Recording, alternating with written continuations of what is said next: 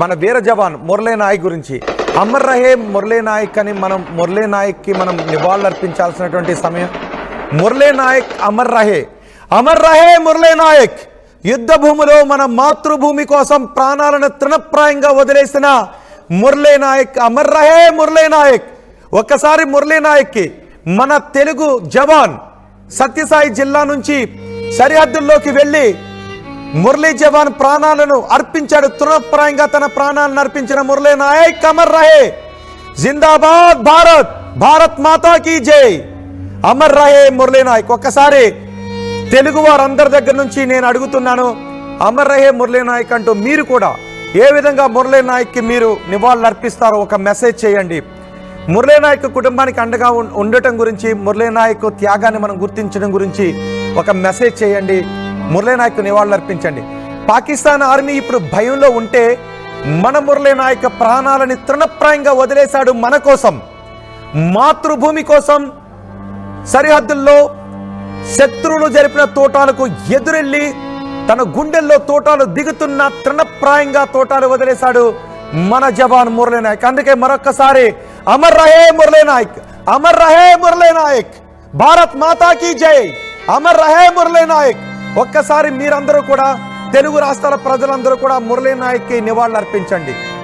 మీరు మురళీ నాయక్కి నివాళులు అర్పించండి. మన అంతకు మించి ఏం చేయగలుగుతాం? నిజానికి మన విధి కూడా, మన ధర్మం కూడా అది. కాబట్టి మీ వాట్సాప్ స్టేటస్లో కూడా మన కోసం ప్రాణాలు అర్పించిన మురళీ నాయక్ నివాళులు అర్పిస్తూ మీ వాట్సాప్ స్టేటస్లో మురళీ నాయక్ నివాళులు అర్పించే ఒక మెసేజ్, ఒక ఫోటోని పెట్టండి. ఇప్పుడు మీరు ఆర్టీవీ స్క్రీన్ పైన చూస్తున్నారు మురళీ నాయక్. మురళీ నాయక్ కుటుంబం ఇప్పుడు శోక సముద్రంలో ఉంది. కానీ మురళీ నాయక్ను కోల్పోయి బాధలో ఉంది. కానీ మురళీ నాయక్ తమ బిడ్డ దేశం కోసం ప్రాణాలు వదిలేసిన వీరుడు అని మురళీ నాయక్ కుటుంబం ఎప్పటికీ కూడా చెప్పుకుంటూ ఉంటుంది. మనం కూడా చెప్పుకుంటాం కదా, మురళీ నాయక్ అమర్ రహే అని అంటూ ఉన్నాం. మా బిడ్డ, మన వీర జవాన్ ఇప్పుడు మన కోసం ప్రాణాలు వదిలేస్తే పాకిస్తాన్ సైనికులు మాత్రం భయంలో ఉన్నారు అని వాళ్ళ ఎంపీనే చెప్తున్నాడు. అందుకే నేను మరొకసారి చెప్తున్నాను, అమర్ రహే మురళీ నాయక్. మురళీ నాయక్ ఇప్పుడు ప్రాణాలతో లేకపోవచ్చు, కానీ మురళీ నాయక్ త్యాగం మాత్రం భారత జాతి ఉన్నంత కాలం ఉంటుంది. ఎంతో మంది భారత జాతి కోసం, మన కోసం ప్రాణాలు అర్పించేసిన అమరవీరులందరికీ కూడా, వీర సైనికులందరికీ కూడా నేను అమర్ రహే చెబుతున్నాను. మురళీ నాయక్ కూడా అమర్ రహే మురళీ నాయక్. అందుకే అడుగుతున్నాను, వాట్సాప్లో మీ సోషల్ మీడియాలో మురళీ నాయక్కి నివాళులు అర్పిస్తూ మీరు ఒక మెసేజ్ని పెట్టండి. ఒకసారి నేను శ్యామ్ ప్రసాద్ గారితో కూడా మాట్లాడుతున్నాను. శ్యామ్ ప్రసాద్ గారు, మురళీ నాయక్ ప్రాణత్యాగాన్ని మనం ఎలా గుర్తు చేసుకోవాలి? మన తెలుగు తేజం సార్, తెలుగు వీరుడు అమర్ రహే, అమర్ జవాన్ మురళీ నాయక్. సెల్యూట్. మనం అతని దగ్గర నుంచి స్ఫూర్తి తీసుకొని మన దైనందిక జీవితంలో దేశభక్తిని పెంపొందించుకోవాలి. ప్రాణాన్ని తృణప్రాయంగా దేశం కోసం ఎలా అర్పించాలని నేర్చుకోవాలి. ఒకవైపు మన తెలుగు తేజం, మరోవైపు పాకిస్తాన్ దౌర్భాగ్యం. వాళ్ళ పార్లమెంట్లోనే వాళ్ళ ఆర్మీని, ప్రధానమంత్రిని తిట్టుకునే పరిస్థితులు వాళ్ళు స్వయంగా తెచ్చుకున్నారు. ఎందుకని? తీవ్రవాదులను పెంచిపోచడం. మన సైడ్ ఏంది? మన తెలుగు వాళ్ళు ఇంజనీరింగ్ లో వెళ్ళాలంటే తెలుగు వాళ్ళు, ఆర్మీలో వెళ్ళాలంటే తెలుగు వాళ్ళు, బిజినెస్ చేయాలంటే తెలుగు వాళ్ళు, సినిమా హీరోలు కావాలంటే తెలుగు వాళ్ళు. మనం దేంట్లో తక్కువ సార్? వాళ్ళు పాకిస్తాన్ లో చేసేది ఏంది? టెర్రరిజం ఒకటే. డ్రగ్స్ ఇవ్వడం, 10 రూపాయలు చేతిలో పెట్టడం, వాళ్ళకిచ్చి గన్నిచ్చి పోయి చచ్చిపోండి రా అంటాం. చదువు లేదు, సంధ్య లేదు. మన మురళీ నాయక్ చూడండి, సాధారణ కుటుంబం, సర్వసాధారణ పరిస్థితుల్లో చదువుకున్నాడు. ఈరోజు మిలిటరీలో చేరాడు. అందుకే కదా అగ్నివీర్గా రమ్మనేది భారత ప్రభుత్వం. మీరు రండి, దేశానికి సేవ చేయండి. 4 ఏళ్ళు చేస్తారా, 15 ఏళ్ళు చేస్తారా, మీ నిర్ణయం. దేశానికి సేవ చేయండి. ఆ తర్వాత మీరు ఎంచుకున్న రంగంలో మీరు తిరిగి వెళ్ళండి. ఈ రోజు మురళీ నాయక్ త్యాగం వృధా కాకూడదు. ఈ సమయంలో మన వీర జవాన్ తెగువని పాకిస్తాన్ జవాన్ల గురించి వాళ్ళ పాలకులు మాట్లాడుతున్న మాటల్ని కంపేర్ చేసుకుంటే మీరేం చెప్తారు? కంపారిజన్ లేదు సార్. నక్కకి నాగలోకానికి అంత తేడా. ఎక్కడ వీరుడు, సూర్యుడు, తెలుగు తేజం, ఎక్కడ వాళ్ళు పాకిస్తాన్ లో? నిన్న ఎవరో వీడియో పంపించారు, చూశాను నేను. పాకిస్తాన్ రేంజర్స్ యూనిఫామ్ అంతా చినిగిపోయిందని వాళ్ళు పట్టుకొని పరిగెస్తున్నారు. ఒక్కసారి ఆ ఫోటో చూడండి, ఆ ఫోటో చూడండి, మన తెలుగు తేజం ఫోటో చూడండి. తలతలాడిపోతుంది తేజస్సుతో ఆ మొహం. ఎక్కడ comparison? There is no comparison. Correct. అందుకే ఇప్పటికీ ఎల్ఓసిలో మన జవాన్లను టార్గెట్ చేసుకోవడం మాత్రమే కాదు, పౌరులను కూడా టార్గెట్ చేస్తున్నారు. ఎల్ఓసి వెంబడి పౌర నివాసాలపై కూడా వాళ్ళు మోటార్స్ని పంపిస్తూ ఉన్నారు, మోటార్ సెల్స్ని ప్రయోగిస్తూ ఉన్నారు. నిన్న జరిగిన షెల్లింగ్ లో సార్ అమాయకులు పిల్లలు అన్కన్ఫర్మ్ రిపోర్ట్స్ ప్రకారం సివిలియన్స్ గాయపడ్డారు. పూంచ్ హాస్పిటల్లో కానీ జమ్మూలో కానీ వాళ్ళని హాస్పిటల్కి తరలిస్తున్నారు. మూర్ఖులు సార్, వాళ్ళ మీద అటాక్, బస్ స్టాండ్ మీద అటాక్, హాస్పిటల్స్ మీద అటాక్ చేస్తారా? మీరు మనుషులేనా? మీకు బుద్ధి చెప్పకుండా ఏ ప్రభుత్వమైనా ఉంటుందా? ఏ దేశమైనా ఊరుకుంటుందా? ఎంత సహనం పాటిస్తాం? ఎంతసేపు సహనం పాటిస్తాం?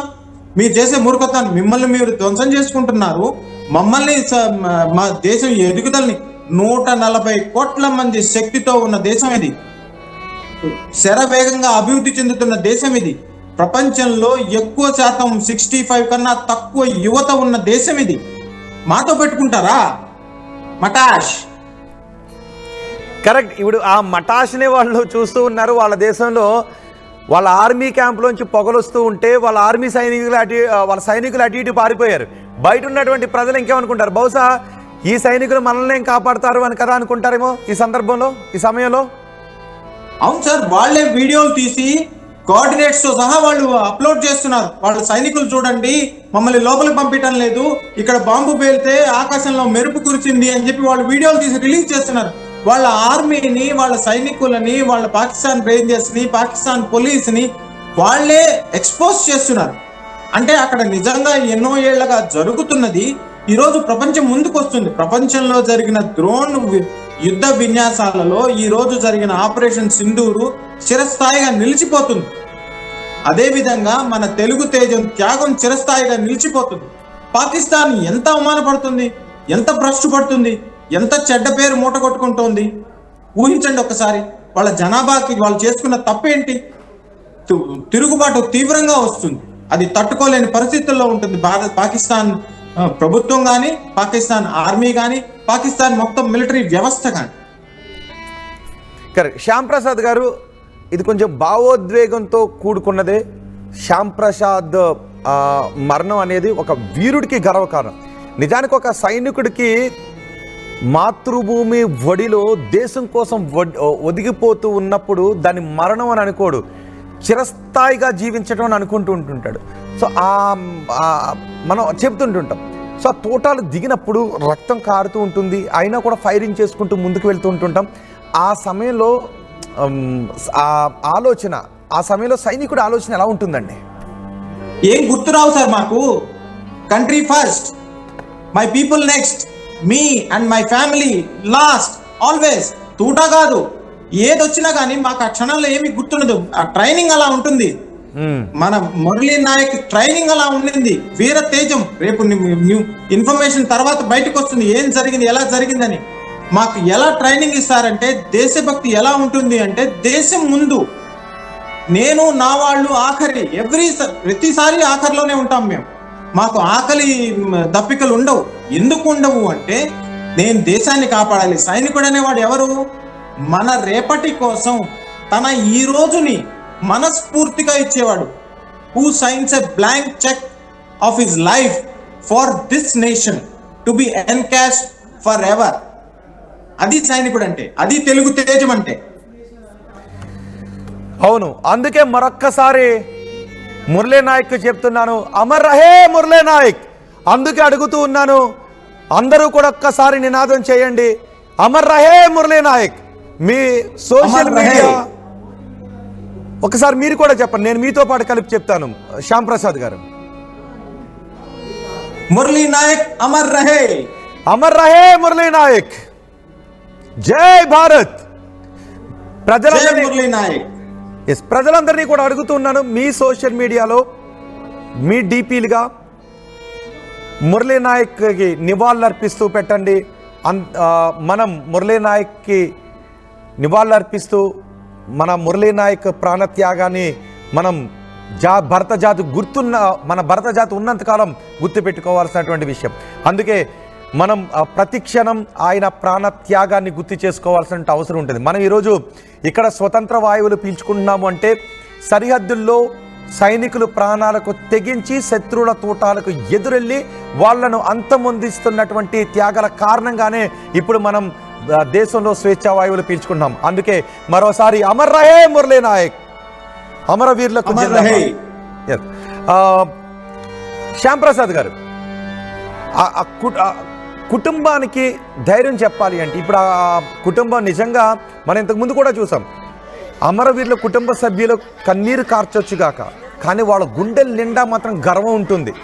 నా బిడ్డ దేశం కోసం ప్రాణాలు అర్పించాడు, లేదా నా భర్త దేశం కోసం ప్రాణాలు అర్పించాడు అనే గర్వం వాళ్ళ నరనరాన ఉంటుంది. కానీ బాధ కన్నీళ్ళని రప్పించొచ్చుగాక, కానీ ఆ మరణం వాళ్ళకు గుండెల నిండా గర్వాన్ని, ధైర్యాన్ని తెచ్చిపెడుతుంది. రైట్? అవును సార్, ఎందుకంటే ఆ ప్రాంత జిల్లా సైనిక్ వెల్ఫేర్ సంక్షేమ అధికారి కానీ జిల్లా కలెక్టర్ కానీ, ఆ ప్రాంత ఎమ్మెల్యే కానీ, అక్కడ మంత్రి గారు కానీ, మన తెలుగు ప్రభుత్వం, ఆంధ్రప్రదేశ్ ప్రభుత్వం కానీ తన ఫ్యామిలీకి, తన పిల్లలకి, భవిష్యత్తుకి పూర్తిగా శ్రద్ధ తీసుకుంటున్న దాంట్లో నాకు మాత్రం ఏమాత్రం అనుమానం లేదు. ఎందుకంటే మన తెలుగు ప్రజలు కానీ, ఆ ప్రాంత జిల్లా సైనిక్ వెల్ఫేర్ ఆఫీసర్ కానీ, కలెక్టర్ కానీ వాళ్ళకి వాళ్ళ బాధ్యతలు తెలుసు. వాళ్లే కాకుండా మనం అందరం కూడా, నేను స్వయంగా కూడా తనతో కలిసి నిలబడతాను, ధైర్యం ఇవ్వడానికి ఉన్నాను. నేను ఏమి అధైర్యపడాల్సిన అవసరం లేదు.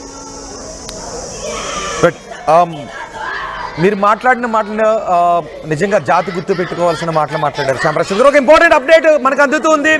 బోర్డర్లో